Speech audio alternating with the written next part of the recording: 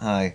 For some reason, I have my notes out, and I wanted to make another video about a cliche kind of thing, about how you have this double standard and how you can take something that someone else says seriously, but also at the same time defy so much of what they say. Sort of like the typical case of, um, say, a teenager, the cliche case of a teenager rebelling against their parents, and they also at the same time they conform later on and they use exactly the same things that their parents were saying, and they learn a lot from the same things. Their parents were sort of like rebelling against religion. Religion is a good example in describing the situation. And say you defy everything that you were growing up. Oh, I'm going to rebel now, and I'm going to rebel against religion. Oh yeah, against the man. Oh yeah, and you rebel against religion, and you make so much out of it. But later on, oh, your parents are cool, and I'm the only one that can insult my parents, my guardian that raised me. It includes a double standard that you have. You're the only one that can has the right to insult someone that you find disdain for, but also respect at the same time. And obviously that shows respect because you are the only one that can insult it. You can't. I have the right to disrespect them. By proxy, you have no reason to say anything bad. Very specific example, and almost like hating yourself. You hate yourself, but you still have an ego gratification to satisfy. There's an ego gratification to satisfy no matter how much you hate yourself. No, how much, like your words, you can say it all you want. There's a circumstance where you say you hate yourself, or you're feeling better about yourself. It's just a fleeting thought. It's a thought, a very vague thought describing an interaction based on a fleeting experience of life. You say you hate yourself, but just a description based on your own description of yourself, your own subjective point of view, describing a fleeting thing, a fleeting feeling leading to something else, a very vague idea being left in the past. Once you move forward, moving and describing a future situation. I'm going to hate myself for all time. Well, you said it doesn't mean anything. It's a word. It's an interaction. Your words saying all time doesn't mean anything beyond a word. Saying I'm going to kill you only means something when you actually kill someone. But obviously the threat is to prevent something from happening in the future, so that's why you have to take something like that seriously. It's the thing in of itself means nothing, but the interaction, the reaction people have to that means something. And everything is a reaction and interaction, so it all means something to a certain extent, but practically not everything has a functional purpose in and of itself, and that's the point I'm trying to make, as a practical function in and of itself. So, yes. And so, yeah, creating this double standard, and so you're describing a certain situation. Oh no, I don't believe in that religion, but I'm going to take it on later and take it as my own, even though I defied it in my past, or whatever it may be. Yeah, you decided to say to heck with it, right? And you just decided to pick it right back up. But you're the one that has the double standard. You're the one that can say something. No one else can say anything but yourself. And like I said, when you're hating yourself, there's always an ego, and you're describing something in the past. Those words mean nothing. And that goes back to the original example. That means nothing. Oh, I hate you. Or I'm going to defy you. This is stupid. And you're going to change in the future. Something's going to happen. There's going to be something sort of like telling the tale, or saying something in someone's ear, and it changes the story every time. And by the time it gets right back around to you, the story has changed, more than likely, at least a little bit. And the more you do it, the more you change on, the more it multiplies, and the more it multiplies. And sometimes you can go right back to the same thing. Someone can react to someone's complete disregard for what the other person said, manipulate what they said, and change it, and then it could come right back to the same thing that you said. So it could go back full circle and come back to what you said in reaction, and it go right back to the original saying.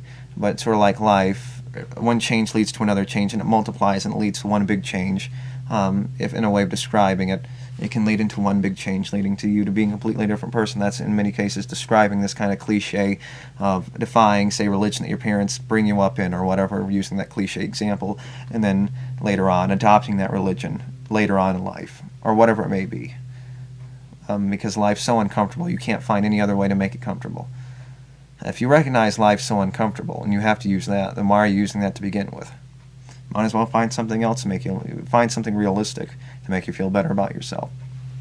Because I think in that point, you're lying, and usually people like that are pent up, and they know they're full of crap, but they still, for some reason, have a connection to it, and they can't let it go, right? So they're sort of connected to the idea that they're stuck with this religion thing that they want to be so close to. So yeah. Anyway, yeah, describing a circumstance, another point I want to make real quick is, yeah, you're describing a circumstance. I hate myself, I hate them, I hate you. You're describing something. You're describing an interaction you have coming out of your mouth.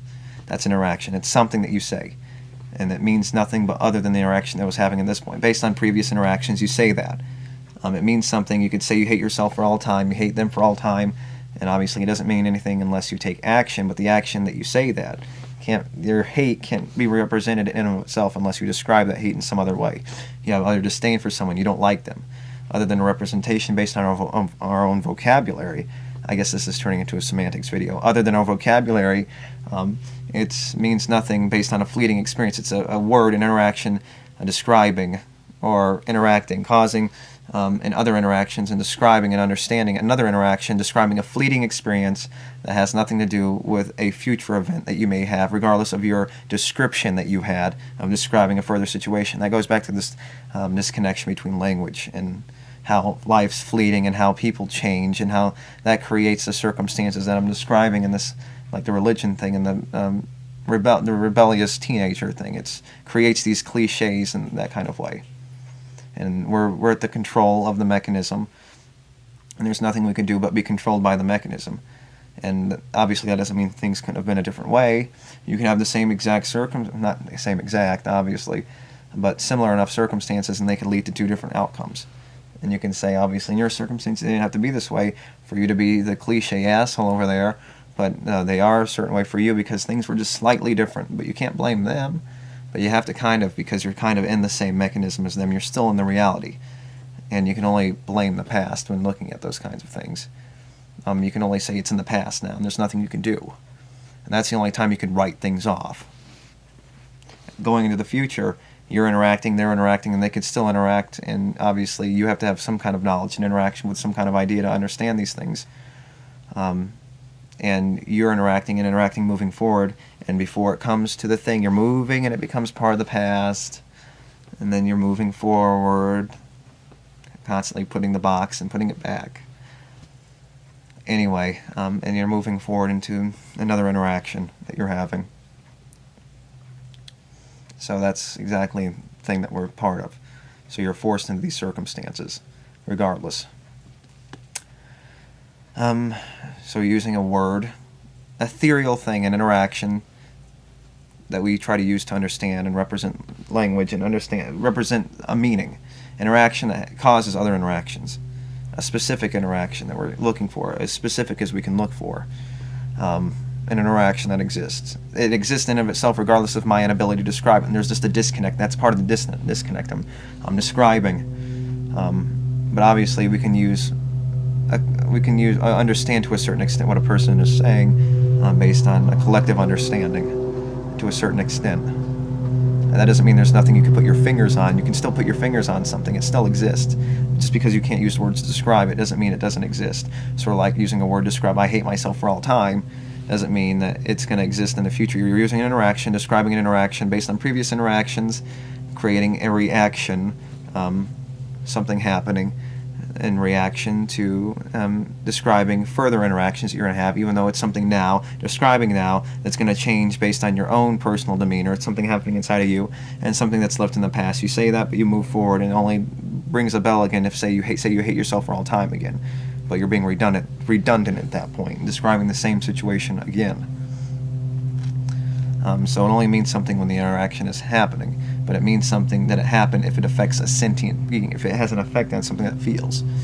That's when something matters no matter what. We're feeling because we exist now. We didn't have to exist, and we're existing only to get back to where we started, which is non-existence on both sides. And we're stuck in the middle right now.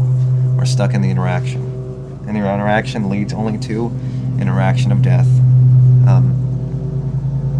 So us and ourselves are interacting until we don't interact, feeling and interacting anymore. Psychologically having this sense interaction where we see what's happening, we're sensing, we're experiencing. We're conscious, we're sentient, aware. And beyond that, you're describing a situation, using a reaction, describe a reaction moving forward, an ethereal reaction of movement is in and of itself flawed and unable to describe a certain situation. So an interaction based on previous interactions causing interaction, just trying to describe it as an interaction based on previous interactions leading to an interaction in the future, using a previous interaction that you had, other than a thought in your head means nothing leading into the future because it's describing a specific circumstance and so on and so forth. So I have to do this before the battery runs out. So I hope I made my point clear enough. So thank you, and until next time, bye.